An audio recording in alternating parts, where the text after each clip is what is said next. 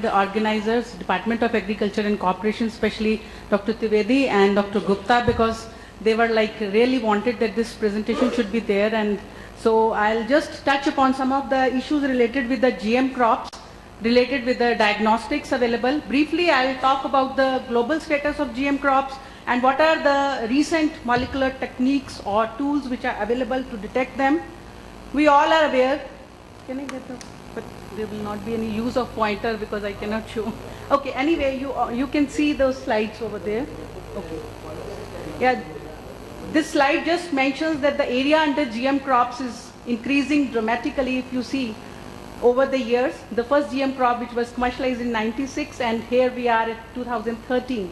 175 million hectares of GM crops which is under commercialization in 28 countries. And if we see which are these 28 countries, then India ranks 4th. Though we have only cotton which is commercialized, it's 95% of the area which is under cultivation in our country, cotton, that is GM, having different cotton events. And rest of the countries, if you see, there are so many developing countries also. So over the last year, there is 3% increase in the GM cultivation area globally. Now I'll just mention about the area under cultivation in our country. It is more than 11 million hectares. And the events which are showing here, these 6 events, now only 5 are commercialized. And the area which I have mentioned, that's more than 11 million hectares, which is there. And there are a couple of other crops, maybe you all may not be aware. The information is available of the GM crops which are under field trials on Egg Morris webpage. More than 15 GM crops, they are under different stages of field testing, as well as they have been imported for the research purposes. I'll quickly show you the data because NBPGR is taking care of the imported material for the research purposes. Here quickly I'll make a mention, there's a lot of controversy going in the country that GM crops do we need them or are they not good for our country? What I like to mention here is it is only a recombinant DNA sequence which has been inserted and we can keep track of it. My presentation and the lab in which I am working, we are keeping track of that recombinant DNA which has been inserted, and that is what we detect if the need is, if there is any mixture of GM and non-GM. So why we need detection?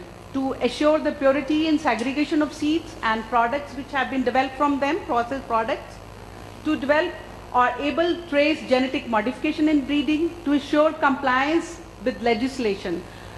In our country, we don't have the threshold level, like how much is the tolerance that can be there, like the mixing of the seeds. Like in Europe, we have 0.9% threshold level. In South Korea and Japan, it is 5%. In Taiwan, it is 3%. But in India, we don't have. So to address those compliance and legislations, we require these diagnostics, and they need to be very precise to test up to that level, and then to be able to retrieve the specific transgenic planting material in case of unauthorized material is being grown. So if there is a report that in certain state there are some events of like unauthorized GM events have been cultivated.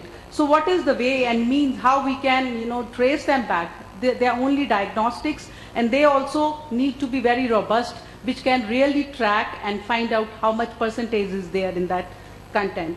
And then also to solve the legal and IPR issues also. And then this is a stepwise approach. Normally people talk, okay, if my lab is doing detection, we can do several things. No, in the beginning we simply need to know whether it is GM or non-GM if the material comes in any lab, diagnostic lab. And if it is GM, then if there is need to know which event is there, whether it is going to be harmful or it's just a good event, like we need to promote that. Or if we need to quantify. I'll come to the quantification later, why we need to have the quantification level, because once any developer wants to take the GM event in the field, they need to develop the limit of detection up to 0.01%. So these are the steps I mentioned earlier also, that we go in a sequential way, that first we test in the beginning just to ensure whether it is GM and non-GM, and then if the need is, we go for the identification. And later on, if we are really wanting to know what exact event and the amount of unknown GM event percentage is there, that can also be done quantification methods. But here, what I am mentioning at the bottom is that as per the Supreme Court's direction, any developer, public, private sector, when they take their event for the field trials, many of you must be aware of that they need to have a limit of detection up to 0.01%, which is very, very stringent to achieve. So these are several methods available. I will not go into the detail, but what I like to mention that there are low technological methods and high technological methods. You can reach up to developing a small chip on which we can detect all the GM events, or simply you can take a leaf or seed from the field and you can immediately test and tell whether it is GM or non-GM. So basically they are broadly protein-based and DNA-based. Protein-based, they are lateral flow strips and ELISA methods. Now these protein-based methods, they are very good. They are easy to use, but the only problem is that they cannot detect the GM if it is processed food. And moreover, if the tissue-specific promoter has been used, if the promoter is leaf-specific, we cannot test in the seed. So that is the biggest constraint of the protein methods. So these are the lateral flow strips. You all must have seen that they can be used in the fields and they are very handy. The only constraint is that we don't have these strips available for all the GM events which have been either imported in our country or across the globe, but they are available only for few events. And the ELISA-based method, they are also very good, but for that also we need the specific antibodies for the particular protein, recombinant protein which has been expressed in the GM crop. So I have given the advantages and disadvantages of ELISA or protein methods. Now quickly I come to the DNA-based methods, which are very robust and very reproducible and very precise. They can detect in the processed and non-processed foods also. There are details, there are different methods, range of methods. If you come across the research publications, I am sometimes amazed at how quickly they are evolving. So I will just quickly mention about that how the DNA-based methods they work. We isolate the DNA, and then after quantification, we design the primers based on the sequences which we are targeting to test. And these primers, they are complementary to the sequences which we are trying to target, and then we perform the polymerase chain reaction. And these are very easy methods. If anybody wants to know details, they can visit our lab or can come on our web page also. So then we check on the gel. So this is the kind of profile we see at the bottom, presence or absence of any DNA target sequence. So based on the region which we are targeting in the GM event, that can also lead to the specificity. So for that also I'm not going in the detail that how important it is to design the primers to test particular events. So then there are very precise methods, real-time PCR methods, which can quickly give you the results in the form of a profile. So you will see this is the red plateau, this shows the GM sample, and the blue line that shows the non-GM. So this is very easy and there is no chance of any contamination. Now quickly I'll touch upon the expertise which is available in our NBPGR and how we have developed the latest and quick methods to test the GM. So we have because why NBPGR is coming in the picture, because it is the nodal institute to issue the import permit for quarantine processing and molecular testing of all the imported material which is imported in the country for the research purposes. So all the material that is routed through the plant quarantine laboratories and the GM detection laboratory in NBPGR, we have CL4 facility, which is the highest level of containment, and we grow most of the material and then we take the DNA either from the seed or from the materials also. So far we have imported 183 imports. So 183 imports have been done in 12 crops. So we have the details. If you will see the profile, in 2010 the highest number of imports were there, and if we would like to see the highest number of imports are in cotton, and if we see the field in the maize, and if we see the field trials also, the highest number of the field trials are of GM maize. So we really need to know what are the stacked events, what kind of traits have been imported, and what are the traits which are there in the field trial. So I've given the details: maize followed by rice and cotton. These are the three major crops in which the most of the GM work is presently going on for the import and in the field trials. So this is the systematic way how we do the GM diagnostic for the imported material, and we also test for the terminated technology. I'll quickly touch upon from 98 onwards, there was a lot of scare that there are chances of importing of terminated technology along with the GM technology when we are importing these materials. So our lab is continuously and regularly testing all the material based on the probes and primers developed by our lab.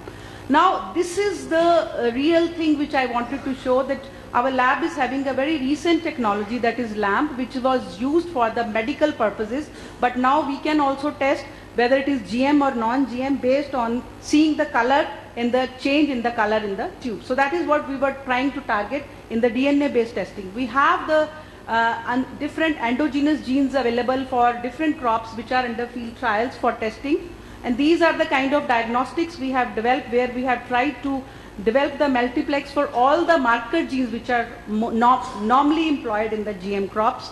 And then we have the Decaplex assay to detect the Bolgard 1 and Bolgard 2, because there are chances of mixing of, because Bolgard 2 is having the premier prize, and there are reports that there is mixing of Bolgard 1 and Bolgard 2. So we have the diagnostics which is being regularly used. Then we have diagnostics for all the GM cotton events which have been commercialized. So that has all, these all studies have also been published.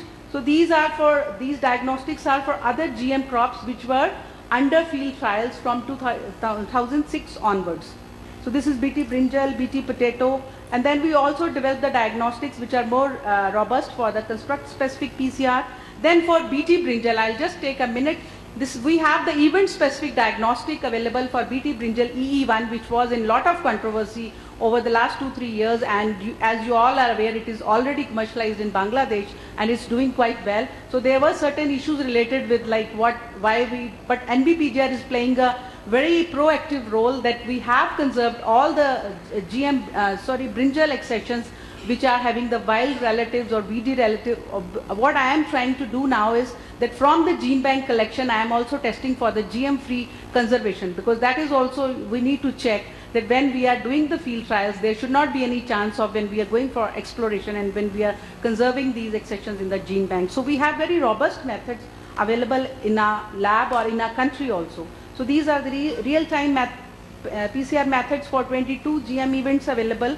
Last year we had chance to develop a diagnostic quickly because there was a report that there is unintentional presence of GM wheat MON 71800, which was reported from US. From one of the field in US, there was a report that this event, though it is not commercialized anywhere in the globe, but it has been detected there.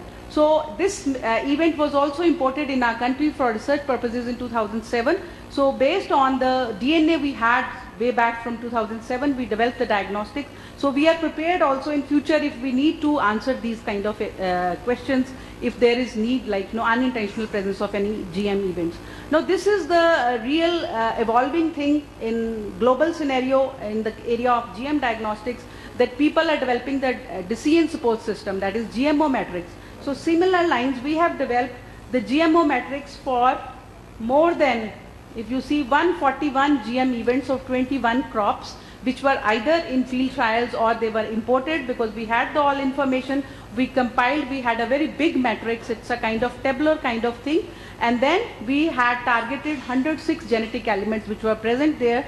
But after applying the algorithm, GMO-seq algorithm, we came up to the 10 frequently present elements. So we have cut down the cost of testing of GM diagnostics for all these range of events of 21 crops, and it is like, it's being discussed all over, because there are ways to check, like if there are so many events, they are either because there is no track of where they have been commercialized or where they are under field trial, or if they have been imported for the research. Madam, please wind up. Yes, I am almost there. So then this GMO matrix we have tried to employ on the cotton GM events which were either in field trials, and we have come out like we need only 3 elements, 35S, Cry1AC and TNOS. With these we can test. This was covered by Science DevNet also as a plotting GM condition, and it was covered in the Rajya Sabha TV thing also. And this is the loop mediated. I mentioned earlier also that if you see, this is a latest technology. In the green color you see that is the GM, and the orange which remains orange, that is the non-GM. So this, I will not go in the detail that how this lamp works, but what I like to touch upon here is that we have compared 4 systems for the lamp, and we have come up with this OptiGene isothermal. This is a machine which is very small, which can be easily carried in a bag, and it can detect up to 4 copies in 35 minutes. So this is really very evolved step, and if the lab is not having lot of resources, they can just test in the tubes like presence or absence of the content, GM content. Then we also have a multi-target plate. This target plate can detect 21 GM events of different crops. I have the details. We validated and published this report, real-time PCR target plate. We just need a real time. We'll just put the plate and load the samples. If any of these events will be there, we will see the signal. So this also has been validated. The last slide is the challenges are also many, that though we are working in this area for last 10 or 12 years, but there are some new events which are coming up. If you see this GMO with more than genes and more traits of Monsanto is one of the event where you can see how many elements are present there, but we are prepared with the kind of GMO matrix we have developed in our lab, and that is what we require to have at a national level to have a capacity to deal with all these kind of challenges. I think this was my last slide. Thank you. Okay, thank you, madam. Anybody having any clarifications on this? Want to have clarifications on this topic? GMO testing, GMO seed testing. This is Keshavlu from Angro. So you were mentioned that, madam, like Terminator technology. We heard that it was just a concept that 12 to 14 years ago. That is true. Then is it? Yes, that's true. The one of the DuPont company, they filed a patent in 1998. But then at that national level, this decision was taken. Material for research purposes is coming routed through NBPGR. NBPGR is supposed to be testing. We have the task force, members, Professor Akhilesh Tyagi and Ashish Datta and Sudhir Sapori. They all of the view that for confidence building, we need to test for the Terminator. I know that that's not there, but just to take care, because we have studied and we developed the probes and primers with the professor. You are right, I totally agree with you, and I also question that if it is just a concept, why there is need to test, but still it's important for the confidence building also.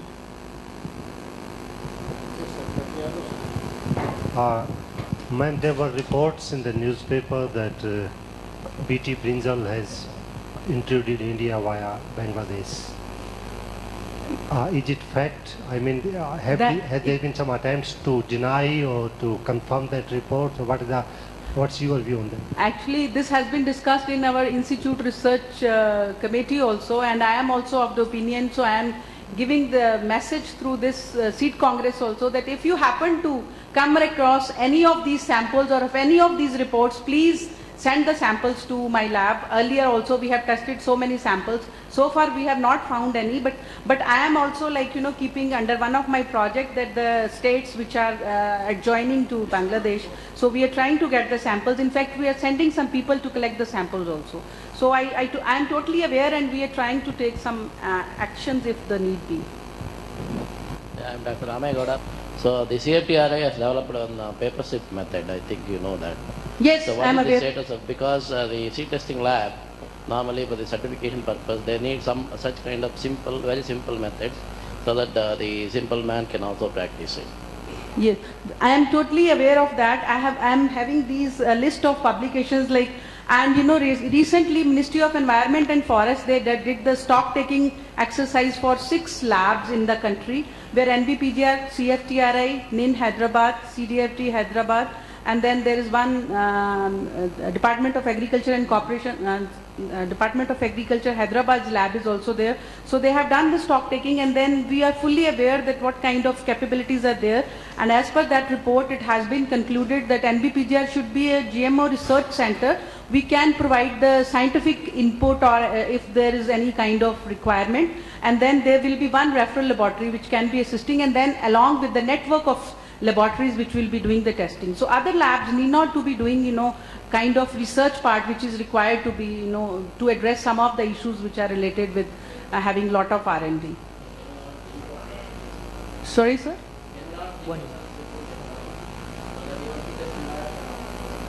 That's what we are trying to have, if we have to go for I have told you the constraint of protein based and DNA based, but what I have tried to, because I am in regular touch with the most of the European laboratories, because there is a lot of work in GM detection is going on there. So far the GMO matrix and LAMP assays, they are the most easily used and easily employed assays which are reported so far. Even in the Chinese group, last month I was in South Korea, there was a delegate from China, he also made the presentation and he is also having the opinion that these are the two assays, GMO matrix and LAMP, they are the best. We need to make it more simpler and then we need to transfer the technology to the labs which are doing the seed certification. I totally agree with you. Okay, madam. Thank you very much for nice presentation.